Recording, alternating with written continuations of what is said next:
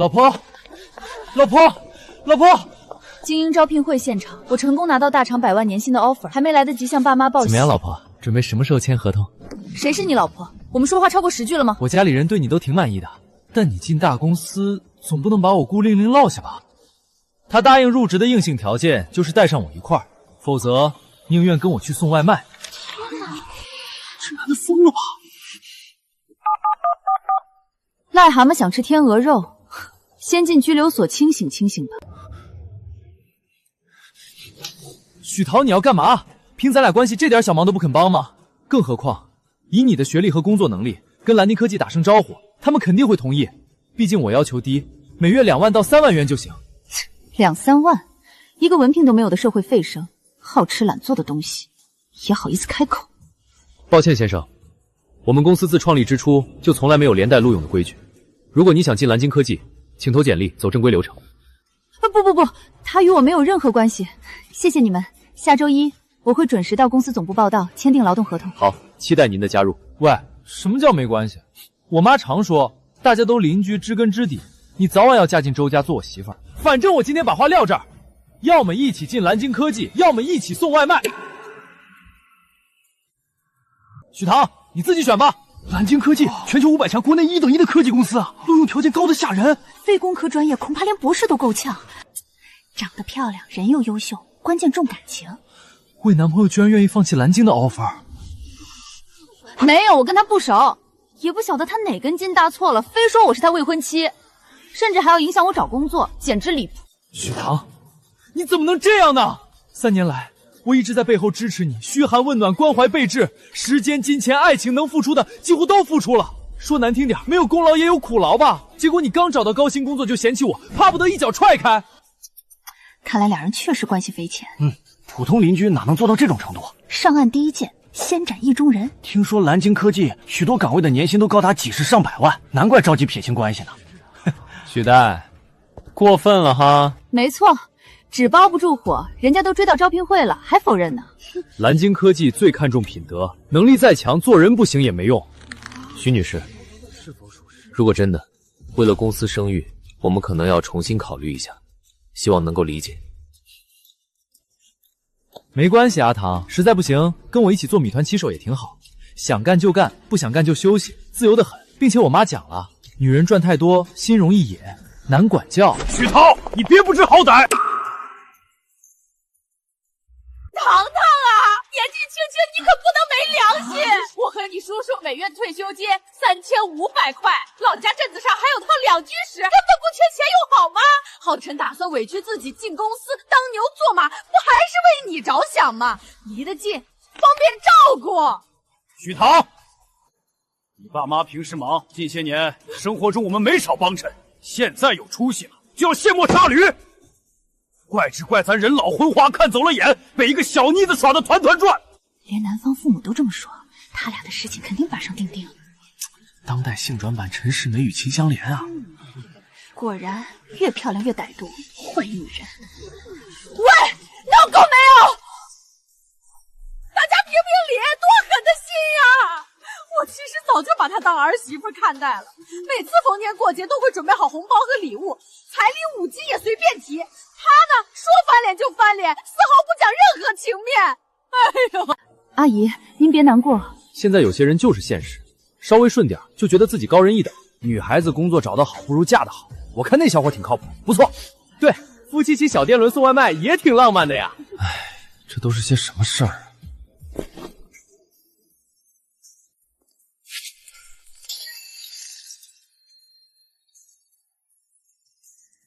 不就一个旧手机吗？等领证那天，我给你买苹果18 17B 版本。哟，还挺舍得下血本。我去，当众撒狗粮，真够腻的！嫁给他，嫁给他。许唐，别挣扎了，不想继续丢人现眼就跟我走，去领证。我保证不再捣乱，让你进蓝鲸科技。当然，婚后工资得全部上交。说实话，能被我挑中，你应该高兴才对。毕竟那些庸脂俗粉，我连看都懒得看。你嘛，学历高，颜值美，很符合我和爸妈的胃口。咱两家就隔一堵墙，所以你只能做我老婆，休想逃掉。你耍流氓！这个疯子到底想干嘛？这不就是活脱脱的寄生虫吗？围在那儿干嘛呢？吵吵闹闹，成何体统？怎么回事？周总，他们凭空捏造虚假恋爱关系，要求蓝鲸科技连带录取，遭到拒绝后又与父母联合闹事，影响贵公司正常招聘流程。大伯，什么？蓝鲸副经理是周浩辰大伯？怎么可能？老大，你终于来了！糖糖咋说都不听，你快帮忙劝劝。许唐，许小姐是吧？年轻人有追求是好事，但不能只往高处看，连脚下的情分都不要了。我和周浩辰没有任何关系，单纯同小区邻居，仅此而已。远亲不如近邻，浩辰全家帮你，多少年来不跟自己人一样吗？现在找了高薪工作，就急着划清界限，这样的做派，蓝鹰科技可不欣赏哈。大伯，我其实不想闹，就是怕他进大公司被迷了眼，跟别人跑掉。徐唐，你要是真想进蓝鲸，就得拿出你的态度。态度？什么意思？很简单，跟浩辰把婚事定下来，那些谣言自然不堪一击。而且这事儿我也能帮忙压住，绝对不会影响你入职。这还用想吗？要我早答应了。就是，跟蓝鲸高管搭冲起，岂不是横着走？多少人连梦都不敢这样做，犹豫啥呢？这还犹豫什么？别端着了。说难听点，纯高攀了好吗？呸，装货！许唐，听见没有？大伯都发话了，再磨磨蹭蹭，小心我选别的女人哈。实话告诉你吧，如果不是大伯幕后操作，你以为你能轻松拿到蓝鲸科技的 offer？ 所以你赶快点头，别耽误时间。好好的招聘怎会变成这番田地？但我能获得肯定，靠的全是硬实力，与任何人无关。工作诚可贵，爱情价更高，莫非要放弃吗？这种垃圾方案逻辑混乱，数据漏洞百出，你是怎么进来的？如果明天交不出新方案，就立刻收拾东西滚回去。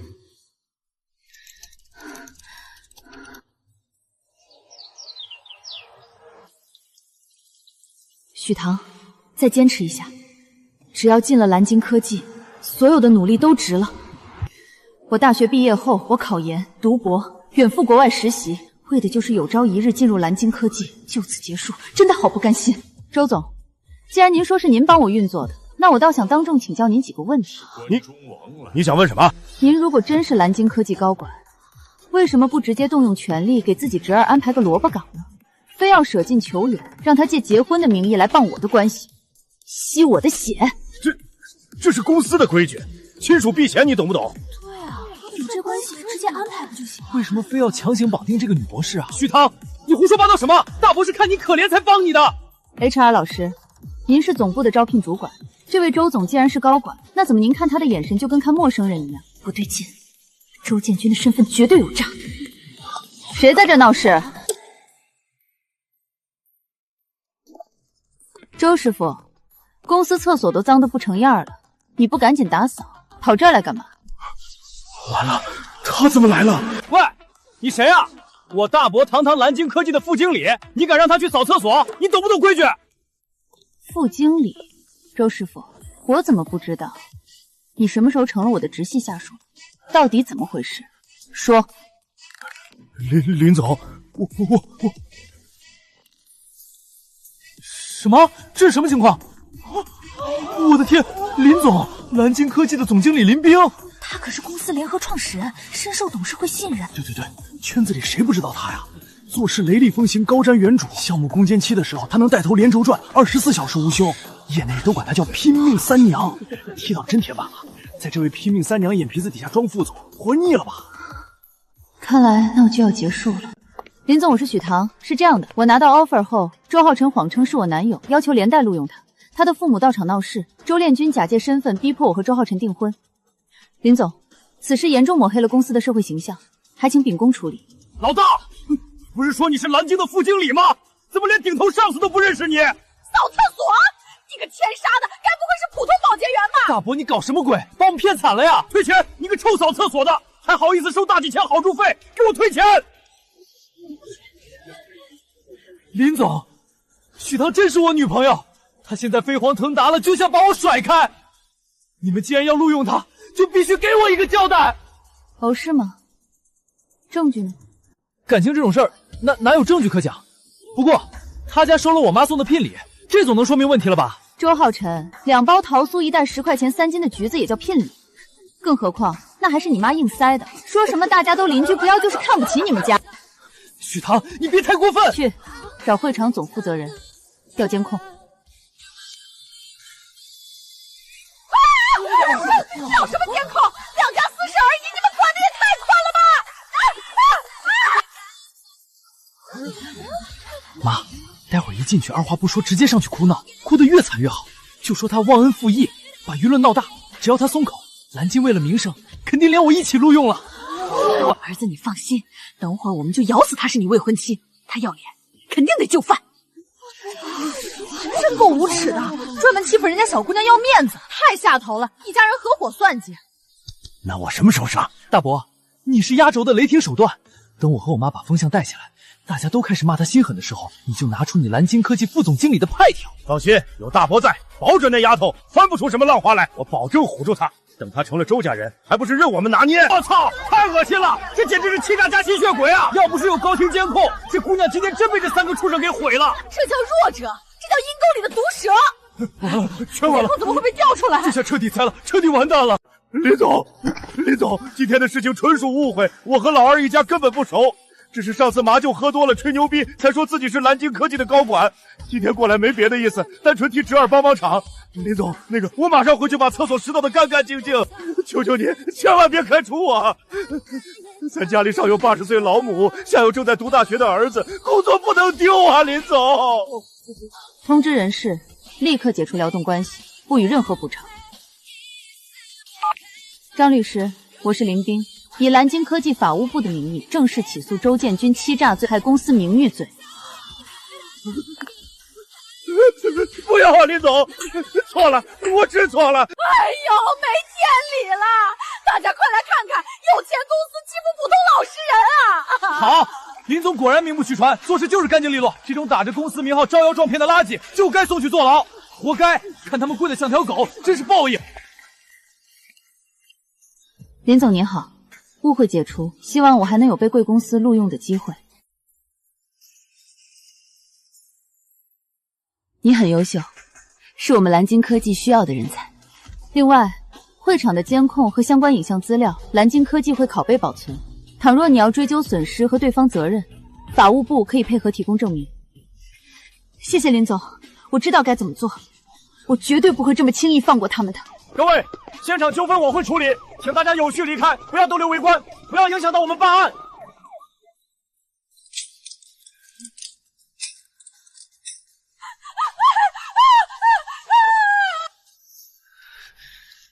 等着吧，许唐，这件事没完，我一定会让你后悔今天的决定。这个疯子还想做什么？我得提前做好准备。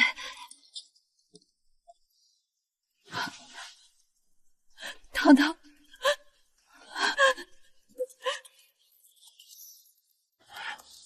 那群可恶的周家人，他们简直是欺人太甚！糖糖，咱不受这个气，咱不住这儿了。对，搬家，今天连夜搬到市中心的新房子去，跟周家这样的人做邻居，多待一天都嫌晦气。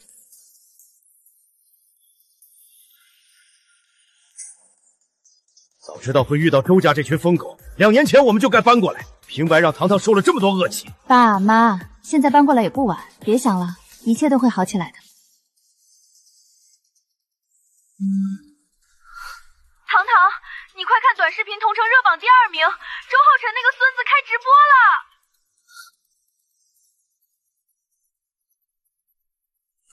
家人们，今天这事儿我听完真睡不着。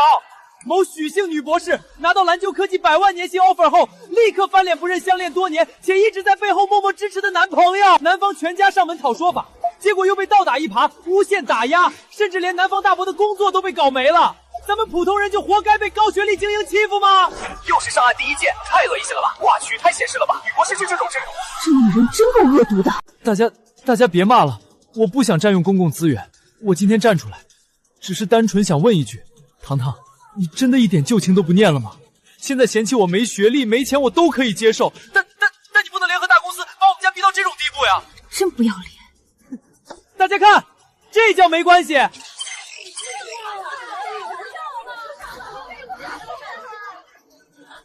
敢拿 AI 生成图片造谣，好大的胆子！家人们，把热度给我顶上去，让这个姓许的坏女人滚出来对视！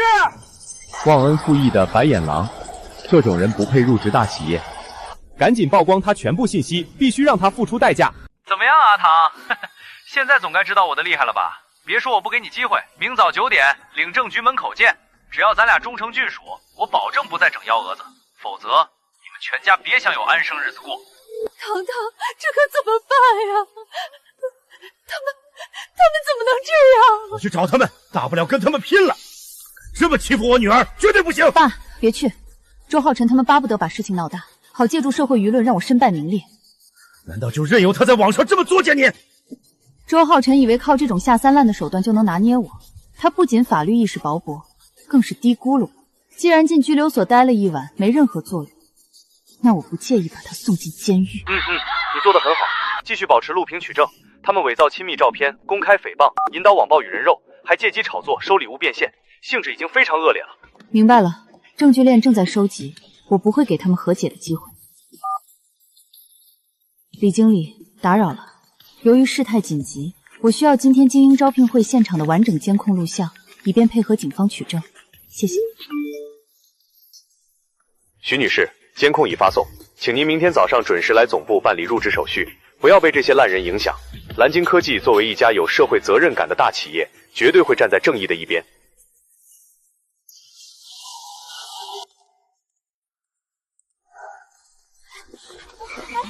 家人们快看啊，这就是昨晚直播间的女主角，男方全家都那么惨了，她倒好，穿得花枝招展，心真够狠的。你们说她该不会已找好下家了吧？大早闹事，这到底发生啥了？听主播说这女生人品有问题，把一家人逼惨了。太不要脸了，还有脸上班？主播上去抽他2巴掌，大哥给你刷大火箭。糖糖啊，阿姨哪里对不起你？你要不喜欢浩辰，早点说就是了，何必把事情做这么绝？浩辰大伯一把年纪，还有基础病，现在因为你一句话，连工作都没了，以后怎么活呀？大家快去蓝鲸科技官方账号下面留言，这种道德败坏的人不配入职，一大家人都要被他逼死了。蓝鲸科技要是招这种白眼狼，就是助纣为虐，大家一起冲了蓝鲸的官威。兄弟们，蓝鲸科技大厂就了不起吗？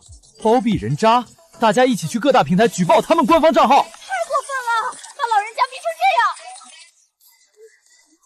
收到，兄弟们冲啊！不给说法不罢休。已经去蓝鲸科技微博下面留言了，立开除许唐，立刻开除许唐，对这种人不配拿百万高薪。他们忘了，谎言最怕的并非人多势众，而是被当场拆穿。演够了吗？怎么，你还敢抵赖？几万网友可看着呢！你们忘了，谎言最怕的并非人多势众，而是被当场拆穿。各位网友，凡事都得讲证据。既然对方死不悔改，那我也不藏着掖着了，给大家看点真东西。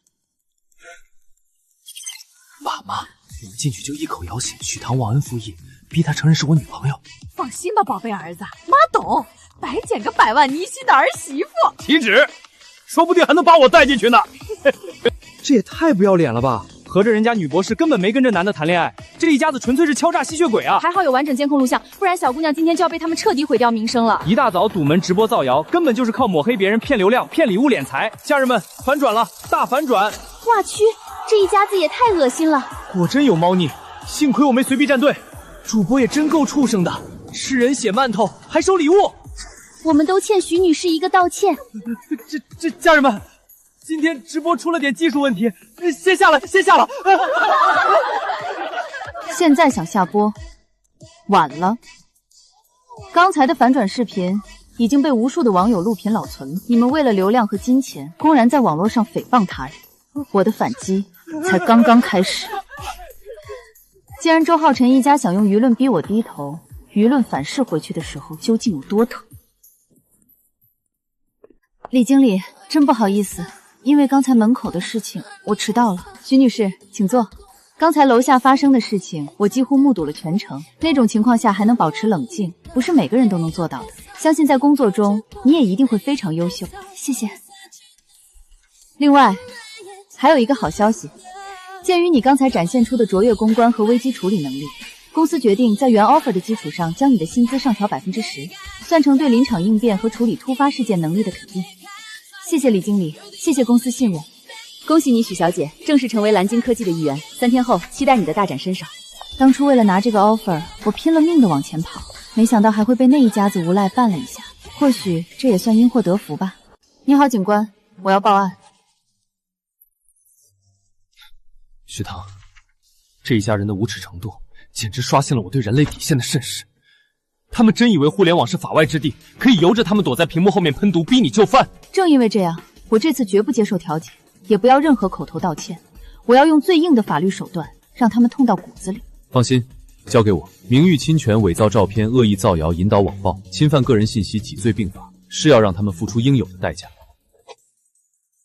我已经正式向法院提起诉讼，你放心，这一次他们跑不掉了。好，那一切就拜托你了。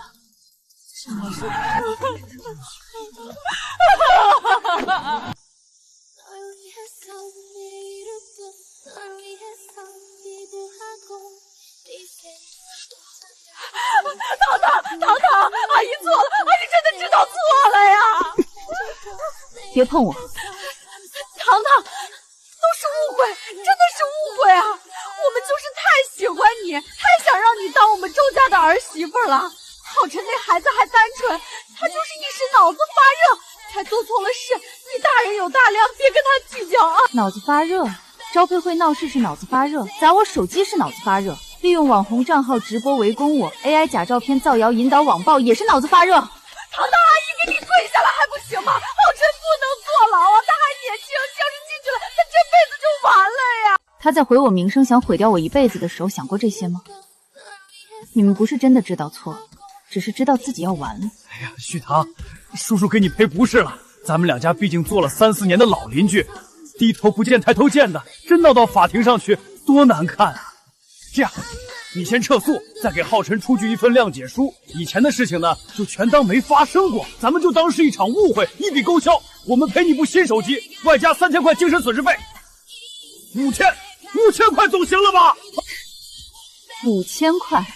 原来在你们眼里，我的尊严、名誉，还有我差点被你们毁掉的未来，就只值2箱林七牛奶和5000块钱。保安大哥，这2个人不是我们小区的业主，为了避免影响小区秩序，麻烦把他们请出去，免得搞得这里乌烟瘴气。收到，请你们立刻离开，不要在这里无理取闹，否则我们要报警了。许棠，你心肠怎么这么狠啊？得饶人处且饶人，我家宝贝浩辰那么喜欢你，你怎么就非要把他往死路上逼呀？叔叔，阿姨，周浩辰不是喜欢我，只是想占有我、控制我、吸我的血，找个长期免费饭票。当他的吸血计划失败后，他就破罐子破摔，想彻底毁掉我。直到现在你们都不知悔改，你们也别演了。警方和法院认的是证据，不是谎话和眼泪。哎呦，烫死我了！啊！张律师，我求求你，这真的是我们家最后的家底儿了。这3万块现金是我们刚把车子折交卖掉凑出来的，求求你，开庭的时候多帮我儿子说说话，一定要让他无罪释放啊！周太太，我之前就跟你们说的很清楚，你儿子这个案子证据太铁了，就你们给的这点律师费，我顶多只能帮他做轻罪辩护，少判几年。可是为了请你，我们把家里的积蓄全花光了，能借的亲戚都借遍了。瞧见了吧，这就是报应。我听同行说，这段时间周家为了保住他们那个宝贝儿子，到处救人，他们病急乱投医，几乎花光了全部积蓄。自作自受，不值得半点同情。走吧，我们进去。现在进行法庭调查，被告人周浩辰针对公诉方及原告方提出的控诉事实，你是否有异议？法官大人，我不是故意的，我是一时糊涂，我只是太爱许棠了，我误解了他的意思。还有那些直播都是那个小网红非要拉着我做的，是他为了流量教唆我的，我是被利用的。审判长，这是我方提交的全部监控录像、录屏原件及相关通信记录。记录显示，伪造亲密照片、策划网络暴力，以及线下围堵我当事人的方案，全部由被告人主动提出并积极实施。被告人所谓的被教骚，完全是推卸责任的谎言。阿唐，我求求你，我们好歹认识一场。看在我对你一片真心的份上，你帮我跟法官说几句话好不好？我发誓，从今以后绝对不会再打扰你。阿唐，求求你。原告，针对被告方提出的调解意愿，你是否愿意接受调解？报告法官，我不接受，绝不死记。我已经给过很多次机会了，他们不仅没有停止，反而变本加厉，他要为自己的所作所为承担后果。我拒绝调解，请求法院依法判决。原告代理人及原告的意见已记录在案。姓许的，你这个黑心肠的贱人，你是非要把我逼死吗？别太过分，你这是要遭报应的！我打死你这个害人精，毁了我儿子，我跟你拼了！被告方亲属，注意你们的情绪，保持肃静。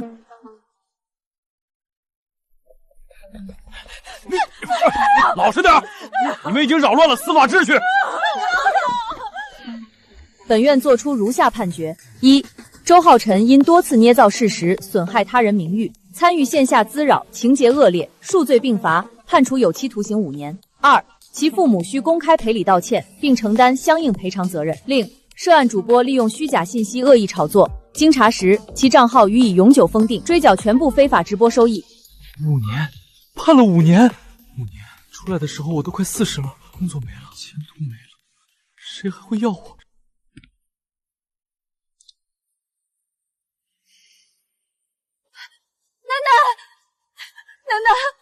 楠楠，结束了，总算结束了。那个坏人遭到了报应。好孩子，爸爸妈妈就知道你一定能堂堂正正的走出来，以后再也没人能欺负你了。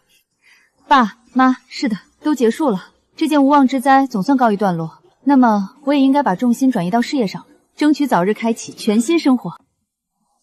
所有糟心事都翻篇了，这是属于我的全新起点。往后只管专心奔赴热爱的设计事业，期待在这里沉淀自己。新生活，我来了。大家稍微停一下，给大家介绍一位新同事，这位是许棠，今天正式加入我们设计部，大家欢迎。大家好，我是许棠，在未来的日子里，请大家多多指教，我们一起努力。许棠，我看过你的过往作品，很有灵气。但蓝鲸不看过去，只看实力。我们最近在筹备一个极为重要的核心项目，希望你能在最短的时间内融入团队，证明你的价值。林总放心，我已经准备好了。好，加油，我看好你，去吧。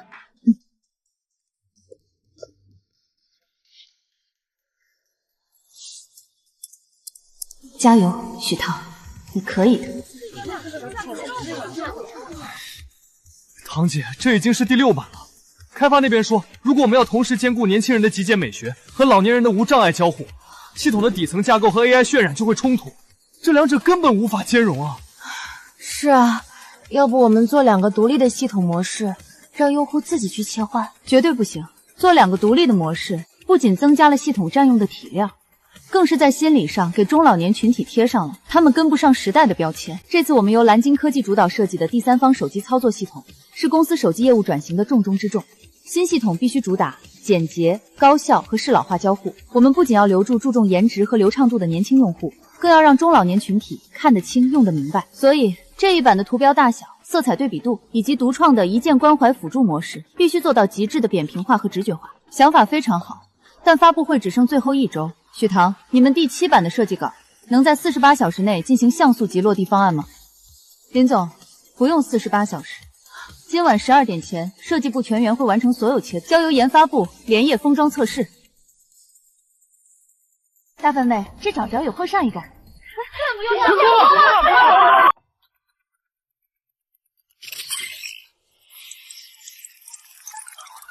天哪，这个交互布局的动效太高级了吧，丝滑的像丝绸一样。图标会自动变大，第一次觉得智能手机不难用，给蓝鲸的设计师点赞。搭载我们新系统的首批新品手机，在线上开售仅2小时，全网宣告售罄，打破了公司近3年来的所有销售记录。许棠，你做到了。各位，3个月的心血没白费，我们大获成功，不仅年轻用户喜欢，适老化交互更是好评如潮，新品销量远超预期，也让我们看到了团队的无限可能。而在这其中，有一位功臣，我想大家都有目共睹，他用3个月的时间带领团队推翻重错了7版方案，才有了今天这个惊艳市场的作品。这种死磕到底的精神，正是我们最需要的。现在，我宣布许唐的试用期提前结束。许唐，这是公司为你重新起草的合同，看看吧。林总，我才来3个月，这职位……蓝鲸科技向来不看资历，只以实力说话。这个系统是你用无数个通宵，用你的专业和韧性拼出来的。你带领团队证明了你的领导力和设计远见。许唐，你值得。谢谢林总。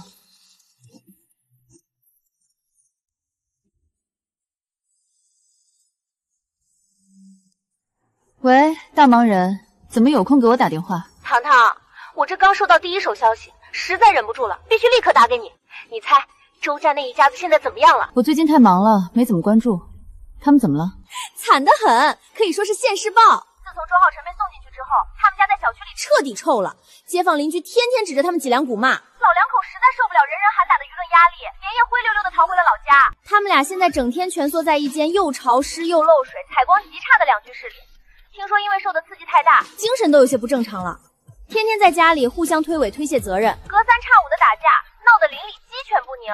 最精彩的是昨天，周浩辰他爸直接把他妈从楼梯上推了下去，当场就断了好几根肋骨，他妈妈在医院躺着，估计没个半年是别想起床作妖了，真是一场狗咬狗的年度大戏。以后他们家的事情不用再特意告诉我了，我的时间很贵。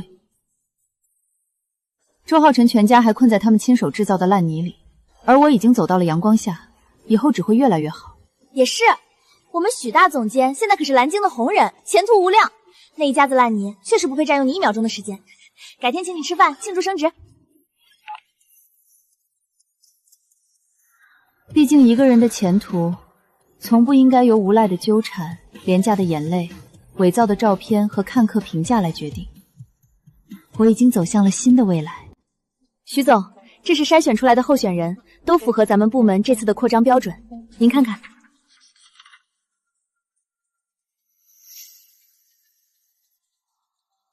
这个叫陆晨的，面试过了吗？面过了，专业水平考核拿了 A， 基础非常扎实，就是没什么大厂经验。林总说可以先放您部门试用3个月。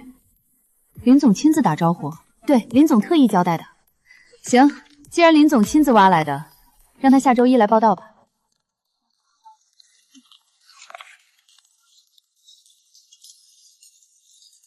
天哪，这是新来的实习生还是设计师？这颜值可以直接出道了吧？分在咱们组，以后上班天天有眼福啦。徐总监好，我是陆晨，今天来报道。你坐那里，先熟悉一下公司的设计规范和过往项目，有不懂的可以问我，也可以问组里的同事。好的，谢谢徐总监，我会尽快熟悉。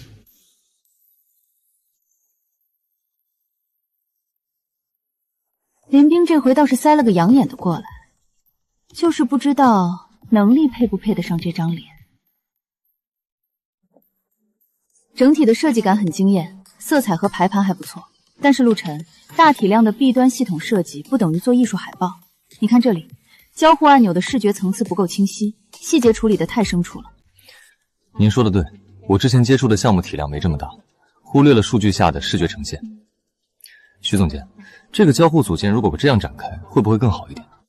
可以，很有想法，回去改一版我看看。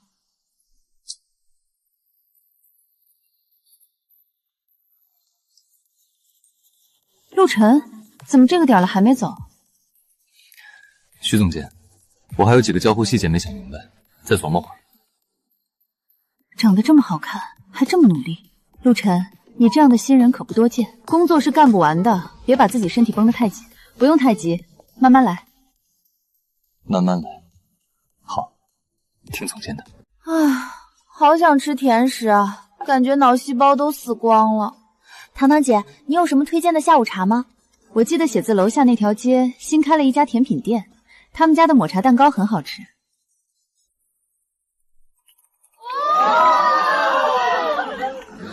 天天哪，堂姐，这不是那家手工抹茶蛋糕吗？谁这么大方啊？新来的陆晨请的，说是感谢大家这段时间对他的照顾。我靠，陆晨你也太豪爽了吧！据说这家店还限量呢。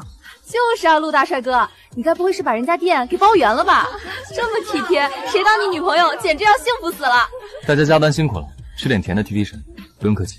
哎，你们觉不觉得陆晨对咱们徐总监有点不一样？何止不一样啊！你看他平时对谁都客客气气、清清冷冷的，可每次看徐总监的时候，那眼神里像是有光一样。长得又帅又温柔，还这么会撩，要是我早就沦陷了。拉倒吧，咱们徐总监是什么人？出了名的冰山美人，脑里只有工作，哪有那么容易被拿下？我对办公室恋情没兴趣，更别说对方还是我的下属。小心！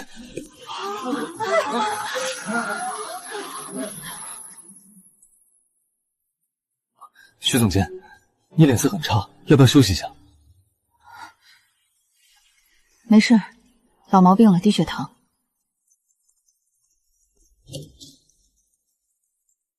背着点，别再晕倒了。陆晨，来我办公室一趟。徐总监，你找我。陆晨，你入职这段时间表现不错，我开门见山，我希望你把精力放在工作上，别搞那些没用的。如果是这些，徐总监，我喜欢你，是我自己的事，不会影响到工作质量，也不会给你造成困扰。你这样已经造成困扰了，我们是上下级关系，我不希望办公室风言风语。如果你有别的目的，我劝你趁早打消念头。我知道了，以后我会注意分寸。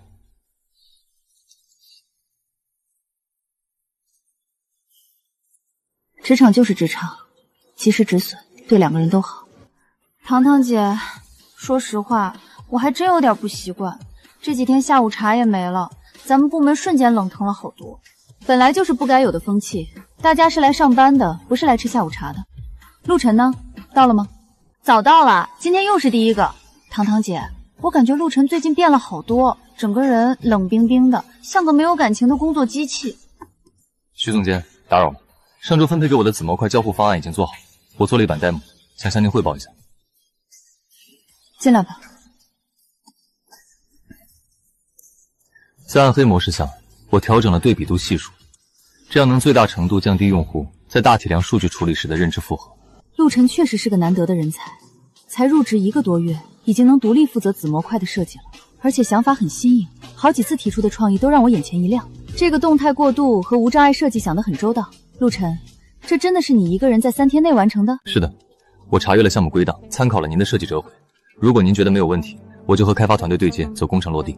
这几天你天天加班到深夜，工作虽然重要，但也不用这么拼，身体是自己的。谢谢徐总监关心，不过这是我的分内事。好，辛苦了。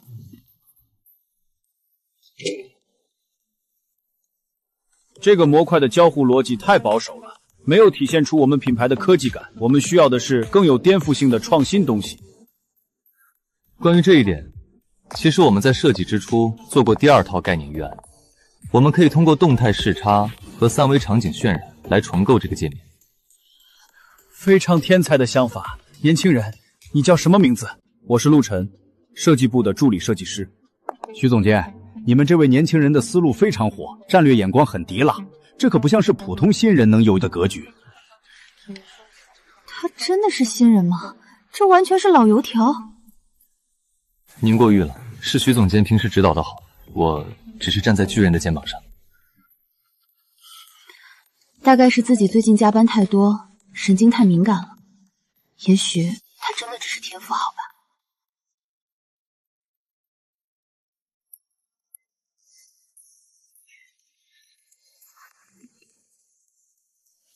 少喝点咖啡对眼睛不好，菊花茶明目，我让前台帮忙泡的。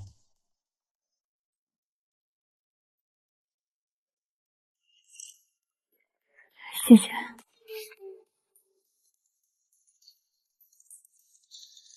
其实他也没那么讨厌，你自己看。蓝鲸科技新系统涉嫌抄袭海外设计，国际合作项目恐生变。这不叫涉嫌，这叫像素级复制粘贴，还国内一流大厂呢。除了偷还会干什么？原创设计就是被你们这些毒瘤搞死的，亏我还期待了这么久，原来是偷来的概念，恶心！能不能滚出设计圈啊？怎么会这样？林总，我们的设计都是原创的，每一条逻辑都是团队熬夜拉出来的，绝对不可能抄袭。我相信你，许涛，但现在稿子流出去了，对方发布比我们早，舆论一边倒，如果不给客户合理解释，不仅项目要黄，还要赔巨额违约金，一定是内部有人把稿子泄露了，对方提前发布，反咬一口。更麻烦的是，董事会那边已经收到消息了，有人借机发难，说你能力不行，要把你从项目上撤下来，还要追究你的责任。设计稿都是加密的，只有核心团队的人能接触到。林总，给我3天时间，我一定会查出真相，证明蓝鲸的清白。好，我给你3天，但是你要有心理准备，董事会那边压力很大，我最多帮你撑3天。徐总监，怎么办啊？这明明是我们没日没夜做出来的，怎么就变成抄袭了？肯定是内鬼，除了我们组，没人能拿到完整的稿子。会不会是竞争对手搞的鬼，故意在交付前整我们？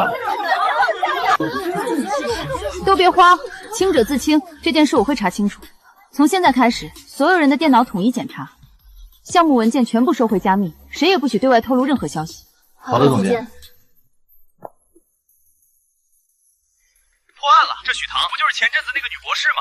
天哪，原来是她！看来人品果然有问题。蓝鲸门槛这么低了吗？许唐滚出设计圈！林冰，网上的舆论你瞎了看不见吗？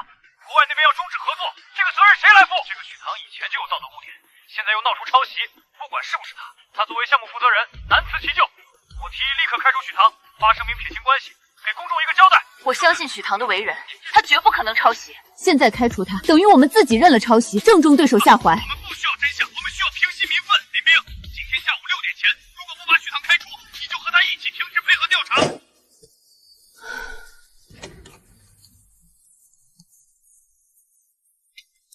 别太焦虑了，事情会解决的。还有半天时间，查不出内鬼，我就要被扫地出门了。相信我，不会的。谢谢，你先出去忙吧，我想一个人静静。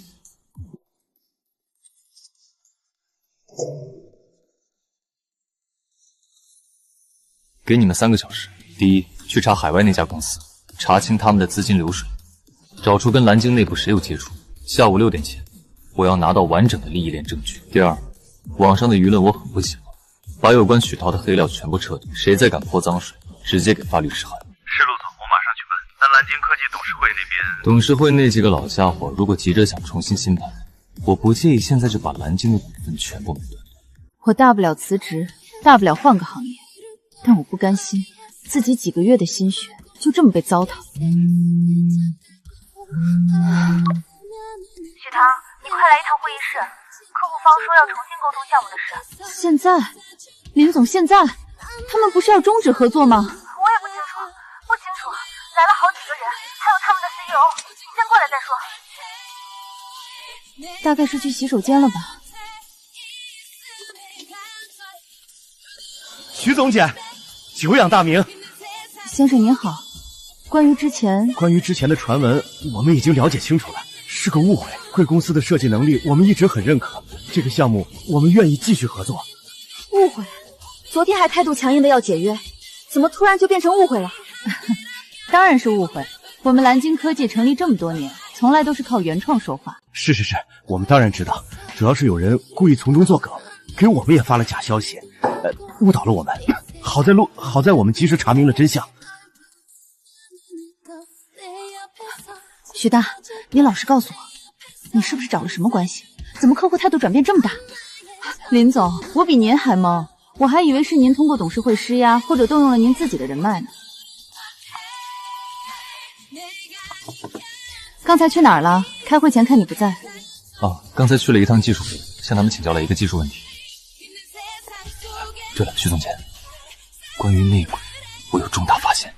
我刚才整理文件的时候，发现设计部的公共云盘里有一个陌生账号的登录记录，时间正好是稿子泄露前一天晚上 ，IP 地址显示在公司外部。真的？这种事情可不能开玩笑。我已经截图保存了，你看这里，在我们的设计稿给国外公司的前一天晚，有一个陌生账号登录了云盘，登录的 IP 地址显示在公司外部，而且是用移动端登录的。我顺着这个账号的绑定信息往下查了一下，这个账号不是我们设计部的，他是市场部一位副经理的私人小号。等一下，陆晨，这种后台数据，普通设计师根本没有权限查看，你是怎么拿到的？我以前在学校学过一点网络安全，闲着没事研究了一下云盘的后台，碰巧发现的。截图发我，立刻。林总，我找到证据了，太好了，我马上将人核实处理。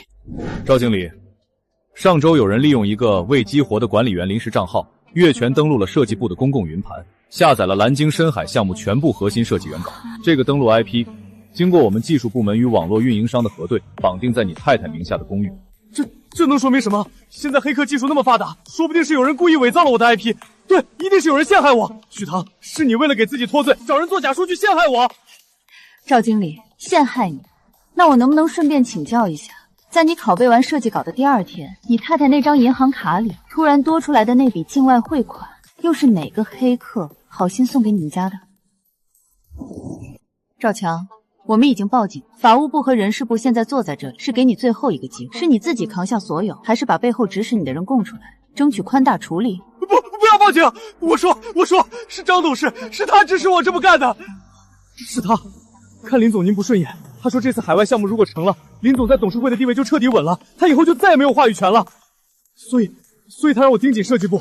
正好前阵子周浩辰在网上造谣徐总监，张总觉得这是个绝佳的机会，他让我偷出设计稿卖给星空科技，让对方提前发布，这样不仅能搞黄这个大项目，还能把抄袭泄密的屎盆子彻底扣在徐总监头上，顺理成章的逼徐总监停职，断了林总的右臂。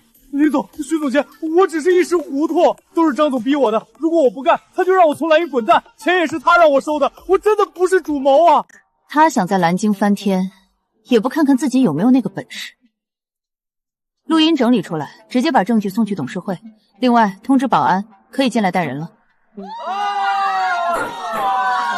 监，太棒了，我们赢了！今晚必须你请客，我们要吃大餐。这次真的吓死我们了！好，今晚地方你们随便挑，我买单，不醉不归。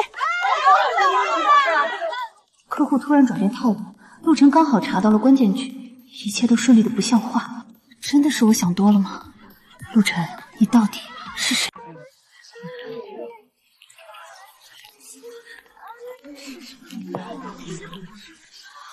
我的天呐，也太美了吧！总监，这简直是黑天鹅降临啊！平时总监像个女王，今天这套我一个女的都心动了。行了，别贫了，今晚大家敞开了玩，不聊工作。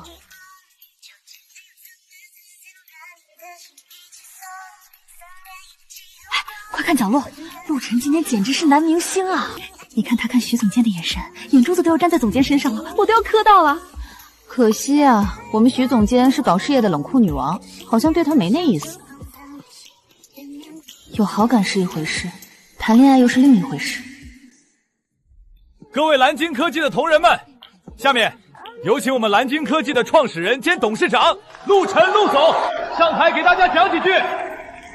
陆晨，董事长，哪个陆晨？同名吗？大家晚上好，我是陆晨。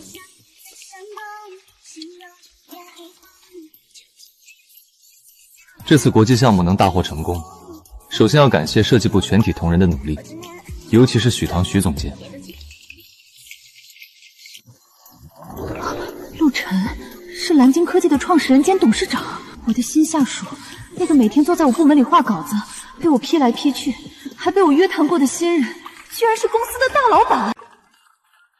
哎，许唐，你这表情，该不会是现在才知道吧？林总，您早就知道。他3个月前就说要去设计体验生活，我还以为他跟你打过招呼了，合着他真就装了3个月新人啊！我就说，哪有新人进步那么快的？哪有新人能随便查云盘后台的？哪有新人刚入职就能让国际客户 CEO 态度大转弯的？体验生活，他可真会体验啊！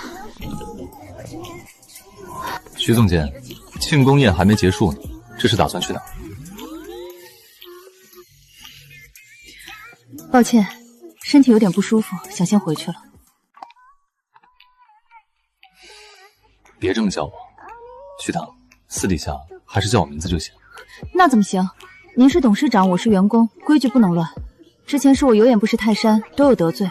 陆总您大人有大量，对不起，瞒了你这么久。我不是故意耍你，只是第一次见你的时候，你说最讨厌靠关系走后门的人，我怕我说出身份，你连话都不愿意跟我说。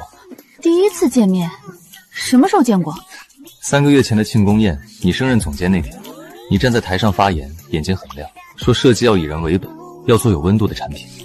那天我就觉得这个女生真好看。别慌，许唐，这个位置是你应得的，上去，把你想说的话说出来。谢谢大家，好的设计应该是有温度的，我希望每一个作品都能成为用户生活里的一束光。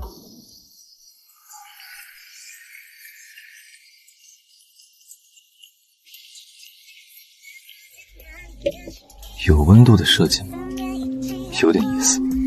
我想起那天的庆功宴，我刚签完升职合同，上台说了几句话，当时人很多，我根本没注意到角落里还有个大老板在看我。后来我私下向林冰打听你是个要强自立的女孩，平生最讨厌的就是靠关系用特权压人的纨绔子弟，所以我怕我如果直接用真实身份去接近你，你可能会直接把我归类为你最讨厌的那种人。所以你就跑来我部门当新人助理，还天天挨我的训。对，我想追你，但不想用总裁的身份压你，我想认识你，让你看到真实的我。装了3个月也挺累吧，陆大董事长？累，但是特别值得。至少现在你不讨厌我了，对吧？讨厌吗？甚至知道他是老板以后，回想他以前那些笨拙的讨好，居然还有点可爱。许唐，我知道突然说这些很唐突，但我还是想问你，现在的我有资格追求你了吗？不是高高在上的董事长，不是你的下属，只是陆晨。他用最笨拙的方式靠近我，尊重我的决定。如果他一开始就亮出总裁身份，我可能会觉得他是油腻老板，连了解的兴趣都没有。可他没有，他藏起所有光环，以一个新人的身份，在我遇到麻烦的时候，站在我身后帮我摆平一切。你隐瞒身份骗了我整整3个月，这件事我很生气，下不为例。所以你可以试试看，追求我。真的，唐唐，你答应了？你要是再废话，我就反悔了。别，我不废话。那从现在开始，我正式追求你。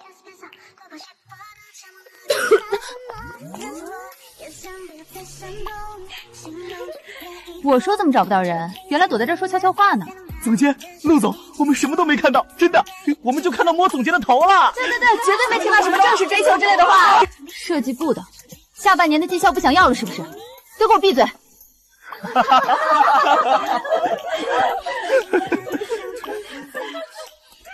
我跟徐总监说点私事。行啊，陆晨，藏得够深的，我还以为你真去体验生活了，合着是追媳妇儿去了。商业机密，恕不奉告。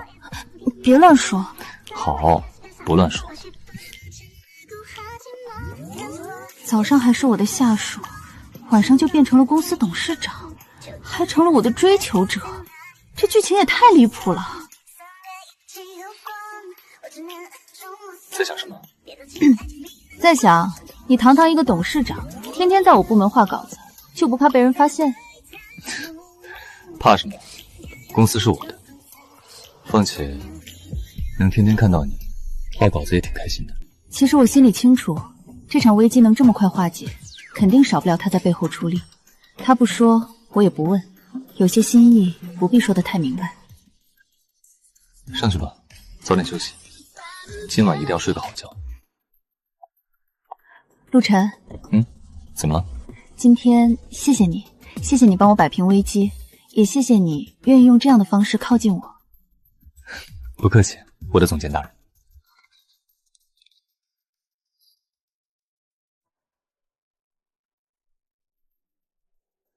通知法务部，今天带走的那个副经理赵强，以及他背后的张董事，走最严格的法律程序，我要让他们在业内彻底出名。还有，明天早上9点前的所有会议推迟到10点半。晚安，糖糖。追妻路漫漫，没关系，毕竟我这个总监大人已经松口了，不是吗？